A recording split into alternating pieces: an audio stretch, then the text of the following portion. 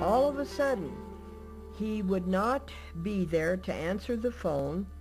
It was even getting to where there wasn't, like, say, a secretary or anyone to answer the phone. If he returned our calls, he was always, "Oh, I'm on my way to the airport. I've got to go to a business in California or someplace, and so I just don't have time," or whatever.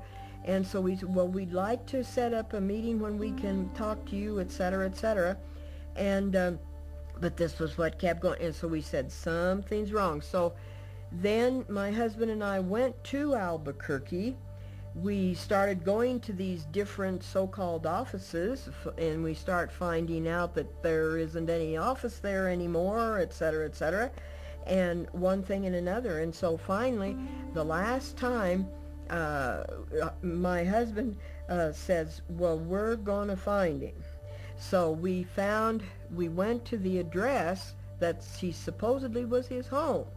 We get there, and there's this lady who's a realtor, and she's selling the place. It's completely empty. And she says, "Oh, yes," she says, "they've moved out. They're gone."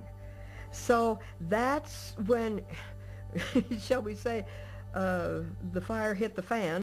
Acting on complaints from concerned investors, the New Mexico Securities Division and the State Attorney General launched an investigation of Henry Rivera's financial affairs. As they sorted through a tangle of documents, investigators eventually found nearly 100 people in 5 states who had invested, some as much as $500,000. In return for their money, Rivera had issued promissory notes, or IOUs. These notes were supposedly secured by mortgages or real estate investment deeds, but there is no evidence that he actually invested any of the money. With investigators closing in, Henry was desperate. He traveled to California and Tennessee looking for new investors to keep the scam afloat. When that failed, he simply disappeared. Leaving his wife and family behind, Henry fled to Mexico. He even married again and started a new life under a new name. It took nearly 10 years to bring him back to a New Mexico courtroom. More than 9 years after he disappeared, the FBI got a tip that Henry was living in a resort town on the coast of Mexico. Mexican officials investigated, and that's when Henry made his last mistake. Henry gave the Mexican police a false identity. Ironically, had he told them who he really was, he could have fought extradition. Instead, they put him on the first plane back to the U.S. In New Mexico, Rivera faced charges of investment fraud and racketeering. Because of his earlier flight to avoid prosecution, authorities held him in jail until he was brought to trial. And in a courtroom much like this one, he looked his victims straight in the eye and forgave them for putting him on trial. When he got into court, he thought all his victims were going to say good things about him. And so when it came to sentencing, religion was the theme that carried right through. He quoted scripture, he forgave them. The judge and jury proved to be less forgiving. After a 3-week trial, jurors deliberated less than 3 hours before convicting Rivera on multiple counts of fraud and racketeering. After hearing from some of his victims, the judge sentenced Rivera to 37 years in prison, the longest sentence ever imposed on a nonviolent crime in New Mexico. However, none of his victims ever got any of their money back.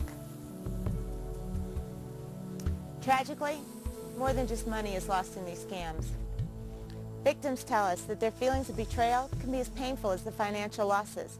And one couple who lost their entire life savings to one of Henry's scams died in what police believe was a murder-suicide. One of the guys that he took, I think it was over $750,000, can't remember his name right now. I mean, he, very good, God-fearing man. I mean, he took everything from him. Henry hurt a lot of people. It saddens me. The damage that this man has done, as bad as it was to rob people of their fortune, he robbed them of faith. He robbed them of the trust in their neighbors. Those are two extremely, even probably more valuable attitudes in their lives, and things that without which these people are very much poorer. How can you avoid becoming a victim? There are warning signs you should look for in any investment deal. There were red flags that came up along the way. Number one, Henry never wanted anyone else present when him and I were talking about this. It was almost like, well, this is a secret. I can't let it get out. Never wanted anyone else. In fact, I had even said, I know someone else that might be interested in investing. Would not talk to him while I was there. He said, I'll go talk to him, but not together. I should have realized right there that there's something really significantly wrong. Number two, when all of a sudden he didn't have an office, but his business card presented it as an office. Should have told me something was wrong. Usually very high pressure tactics. You know, it's one of these, you have to invest today. You know, the investment opportunity will be lost. This is too good to be true. If you don't invest in it now, the opportunity won't be there. So they're pressuring you to try to make a decision quickly and not to give it a lot of thought or to check it out with investment professionals. And that's something that I didn't do. I didn't seek out any counsel.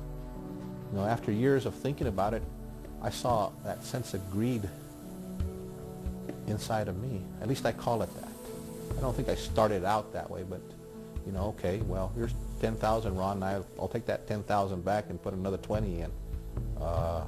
He might have been good, but I think there's the stupid part of me that I would say there would be the greedy part of me. Beware of any investment that seems closely tied to a church or religious belief. Exercise the same caution and skepticism that you would with any other investment. Beware of a new member of your church or community organization who springs up out of nowhere with a surefire investment scheme. And finally, check out the promoter and the investment. Contact the Securities Division to find out if they are registered with the state of New Mexico. I think the Bible does give us clues in terms of how we can deal with things like this. Jesus himself said that we are to be wise as serpents there, but also to be loving, that we are not just to put our head in the sand and not educate ourselves, but to be wise and to deal with it that way. Anybody can be a victim of securities fraud. Our victims run the whole gamut, from people who are very unsophisticated about financial matters to people who are college educated and well-versed in economics and well-versed in finance. Lately, we've heard about the case of Bernard Madoff, who perpetrated a $50 billion affinity fraud involving many sophisticated investors and financial advisors who you would think would have the ability to know better. So really anyone can become a victim. It all depends on what the pitch is that's made to them.